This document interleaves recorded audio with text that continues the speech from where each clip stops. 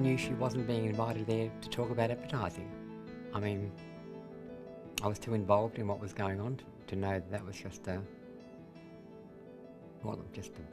load of garbage. And I honestly did not think she'd turn up.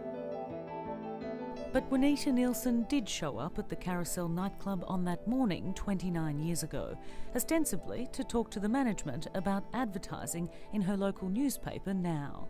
She's never been seen since.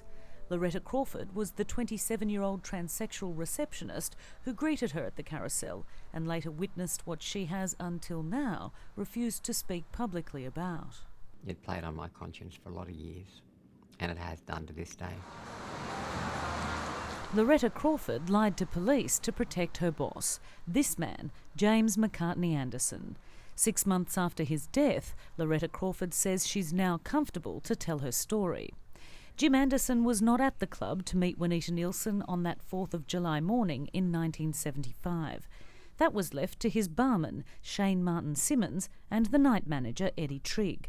According to Loretta Crawford, there was also a third man there that day. They walked down the stairs. When they were halfway down the stairs that I could see from my office, Eddie came back and said, if anyone asks, sweetheart, I didn't leave with her. What was it you really saw after she walked down the stairs? She'd been shot downstairs. How do you know that? Because I saw her. What did you see exactly? As I sort of turned to go down the last stairs to the storeroom, she was laying there and this third person was standing there with a gun in his hand. Bullet wound was only very, very tiny. It was probably like a cigarette butt, the size of a cigarette butt, and there was like maybe a trickle of blood that I saw. Everybody wanted to be a developer, and a developer simply wants empty houses. The weight of evidence before the 1983 inquest jury suggested Juanita Nielsen, heard here on ABC Radio just months before she vanished, was killed to silence the damaging campaign she was waging through her newspaper against the redevelopment of Victoria Street, an area the National Trust then described as the Montmartre of Sydney. The final plan involves a great improvement for the street. You're going to endanger your own life, you're going to endanger the life of policemen. Disruptions caused by resident protests and union green bans cost Victoria Point Frank Tieman's $40 million apartment project $3 million. For 2 years, the Builders Labourers Federation refused to tear down the old terraces and put up the new complex. With pressure from government, the green ban was lifted in 1975, but Frank Tieman had little time to celebrate. Juanita Nielsen single-handedly convinced the Water Board Union to refuse work on the site, and the delays continued. With each day that passed, Victoria Point lost another $3,000. He said to me that she didn't feel a thing. And I said, "Oh, Eddie," I said, "well, where is she?" You know, he didn't answer me. He said, "What you don't know won't hurt you." New Zealand's Auckland Harbour is a long way from the life Monet King knew as a glamorous 31-year-old transvestite in Sydney's seedy King's Cross. It was the 70s and his name was Marilyn King. He worked as a cocktail waitress at the Carousel nightclub. Upon his return to New Zealand 20 years ago, he took up painting, became a born-again Christian and a community health worker. But in all these years, he's never forgotten his live-in boyfriend of 10 years, Eddie Trigg. I said, "Well, what about that blood on your shirt?" And he took his shirt off to change it, and there was a piece of paper, note paper, in the top pocket.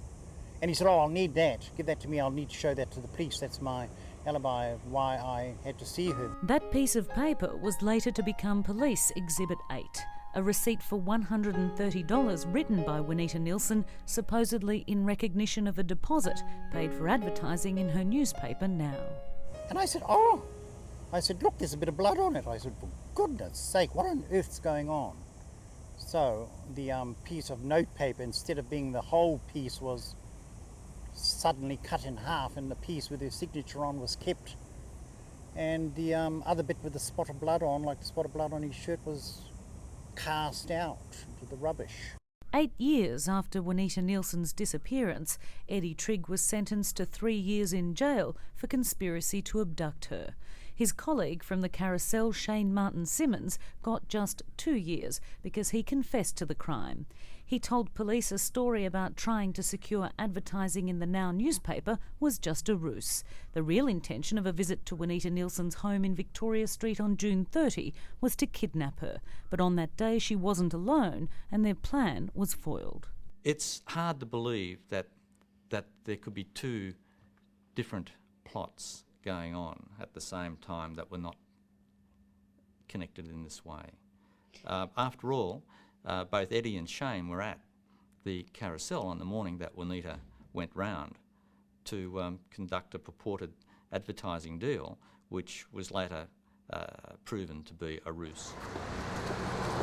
For author Peter Rees, Juanita Nielsen's disappearance has become somewhat of an obsession. He's been following the case since day one and believes his book, Killing Juanita, and the wealth of new information it contains could finally lead to a murder charge, something the coronial inquest, the longest in New South Wales history, was unable to achieve. So far as the involvement of the third man is concerned, we don't know, we can't say for certain that he fired the gun. He was standing there with a gun in hand when Loretta Crawford walked into the storeroom. What Monet King, formerly Marilyn, reveals in our interview, he's never before told police. Having previously denied being a witness, he now links Eddie Trigg to a sinister deed. Monet King says for a month before Juanita Nielsen's disappearance, he helped Eddie Trigg track her movements. We caught up with Eddie Trigg, now 63 years old and living in Sydney.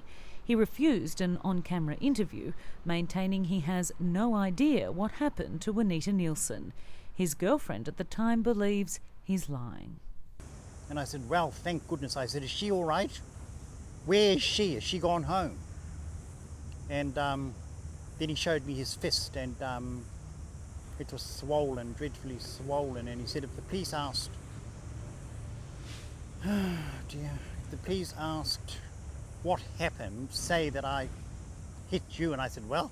Juanita Nielsen wasn't the first anti-development campaigner to face intimidating tactics. I was asleep at the time. Two guys came, one on either side of the door, opened the door, bundled me out here to Victoria Street. We were away from Sydney for 3 days, but a condition of my release was that I would take no further part in any anti-development activities in Victoria Street.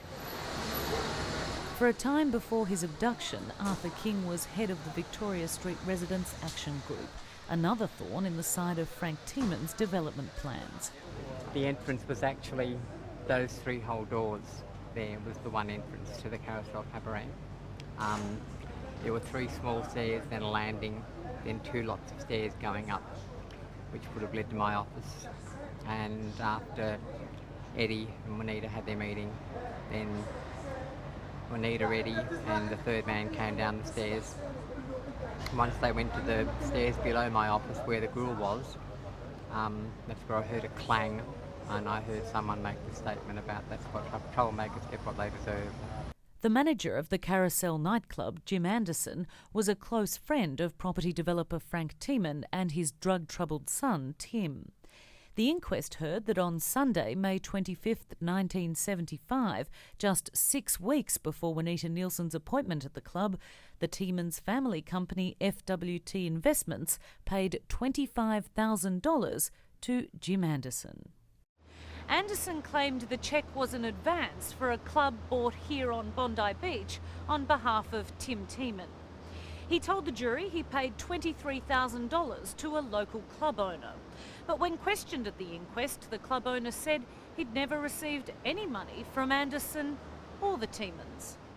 So the question still remains, what was that $25,000 for? That's very much the case. What do you suspect it was for? I suspect that the money was paid to remove Juanita Nielsen. Hit money? Hit money indeed. Those close to Juanita Nielsen have all passed away and are resting here in the Foy Smith family crypt. A lone cross stands in the place she would have been buried had the 38-year-old's body ever been found. Her nemesis, property developer Frank Tiemann, died in 1989, but the 3 men present on the morning of her last apparently fateful meeting are still alive. 29 years on, the project Juanita fought so desperately against now dominates the harbourside landscape. I felt guilty, I think. Yeah. Because I often wonder what would have happened if I'd sort of said something to her like, just go. Just don't stay here. I just want the people who did this to be brought to justice.